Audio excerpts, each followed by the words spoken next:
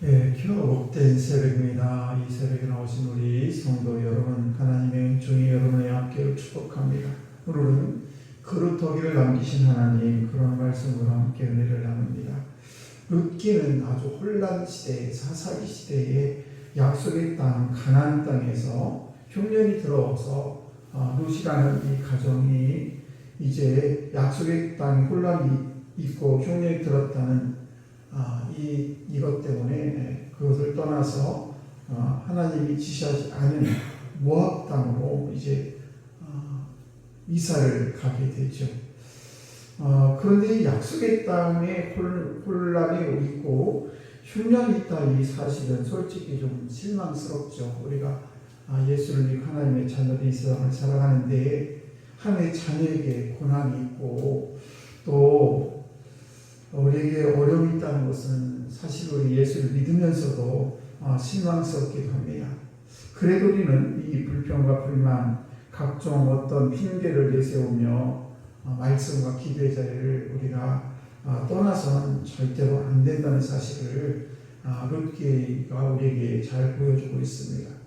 특히 모압이라는 이곳은 아모스와 그모스와 몰렉이라는 신을 섬기게 되는데, 그모스라는 이 신은 모압이라는 나라의 주된 신인데 전쟁의 신입니다. 그래서 모압 사람들이 자신들의 영토, 땅과 그리고 승리가 그 그모스 신에 의해서 자기들이 결정된다라고 믿었습니다. 그래서 이렇게 그모스 신이 유명한 곳이 모압이었고, 몰렉이라는 것은 어떤 신인가 하면 암몬 자손들이 섬기던 그런 신인데, 아이들을 불 가운데로 이렇게 지나가게 해서 사람을 제물로 바치는 그런 땅이 바로 그런 종교가 바로 몰렉이라는 그런 종교. 그러니까 이 모압이라는 이 땅은 그모스와 몰렉을 섬기는, 그래서 신을 달래기 위해서 극단적인 선택을 하는 그런 땅이 바로 모압 땅이었습니다.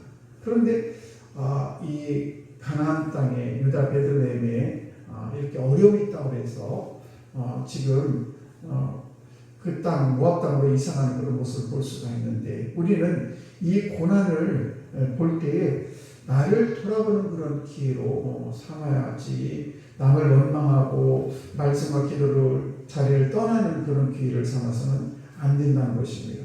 오늘 말씀의 엘리멜렉이라는 그 가정은 여러 가지 타당한 이유를 내세우면서 가나안을 떠나게 됩니다. 그리고 떠날 때 우리가 하나님의 사명을 따라서 떠나야 되는데 하나님께 전혀 물어보지도 않고 엘리멜렉은 자기들이 가고 싶은 곳으로 그냥 가게 됐습니다. 그런데 하필이면 하나님이 가증히 여기는 싫어하는 그런 모압 땅으로 떠났다는 것입니다. 결국 그들은 큰 비극을 맞이하게 됩니다. 모압으로 이주한 지 10년 만에 이제 가장 엘리멜렉과 또 두 아들과 말론과 기돈이 죽고 시어머니 또 며느리 둘만 남게 됩니다. 그리고 재산도 다 잃어버리게 되는데, 어쩌면 이스라엘 곳을 버리고 떠난 삶의 그런 당연한 귀결이라고 볼 수도 있죠. 그럼에도 불구하고 오늘 본문을 보게 되면 두 개의 단어가 우리에게 소망을 주게 되는데, 3절 끝에 보게 되면 남았으며, 그의 두 아들이 남았으며, 나오미와 그 두 아들이 남았으며, 이렇게 기록을 하고 있고, 또 5절 끝에 보게 되면 나오는 말씀 중에서 남았더라라는 이 단어가 있습니다. 그러니까 엘리멜렉이 죽어서 나오미와 두 아들이 남았고, 시간이 지나서 두 아들도 죽었다. 그런데 하나님께서는 그루터기를 남겨두신, 그래서 그 뒤에 보면 남았더라라는 이 말이 우리에게 소망을 준다는 것입니다. 이 세상에 정말 죽음처럼 실망스러운 일이 또 있을까? 그러나 이 사랑하는 그런 사람의 죽음 뒤에도 남아있는 것이 있습니다. 우리가 죽었더라라는 이 사실에 시선을 집중하게 되면 온통 절망뿐입니다.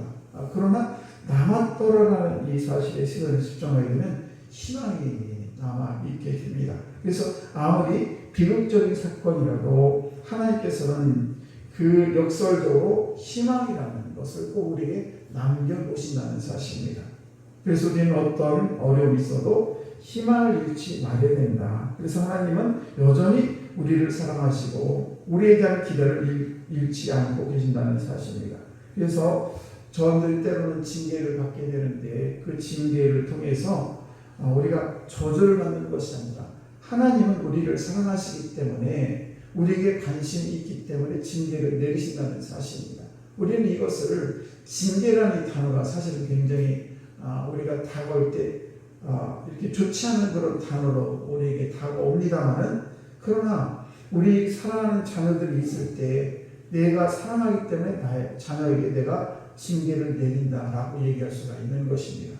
그러니까 지나가는 어떤 아이가 조금 잘못했다고 해가지고 내가 그 아이에게 굳이, 요즘에는 말하면 또 말이 많지 않습니까? 그래서 굳이 하지 않지만은 내 아이가 잘못된 길로 걸어가게 되면 부모 입장에서 말을 안 한다는 것은 그것은 있을 수 없는 일이고 그 아이를 아무렇게나 키우겠다는 말과 같습니다. 그러므로 때로는 저와 여러분들이 우리가 징계를 받은 것에 대해서 하나님께 나를 저주했다 이렇게 잘못 생각하지 마시고, 그래서 우리가 내가 징계를 받는다는 것은 나로 하여금 하나님께서 내가 바른 길을 걸어가기 위한 나에게 사인이구나 라고 생각을 하시고, 그럴 때 우리가 회개할 수 있는 기회도 생기는 것이고 저와 여러분들이 정신 차릴 기회도 생기게 되면서 저들이 하나님의 전으로 더 나오게 된다는 사실을 꼭 기억하시고, 오늘도 이 21세기의 20세기 가장 위대한 신학자 중에서 칼 발트라는 분이 계신데 그분이 그렇게 얘기했습니다. 하나님의 사랑은 징계를 통해서 구체화된다. 오늘도 저와 여러분들이 혹시 내가 환경이 어렵고 힘든다면 다시 한번 하나님의 음성을 잘 들으시고, 오늘도 하나님께서 나를 가장 선한 길로, 하나님 여전히 나를 사랑하고 계시구나 라는 것을 기억하시고, 오늘도 그루터기를 남기시는, 언제나 우리에게 절망 중에도 희망을 남기시는 그 하나님의 그 크신 사랑을 발견하셔서 오늘도 기쁨으로 하루를 잘 살아가시는 여러분 되시기를 주의 이름으로 축복합니다. 기도하겠습니다.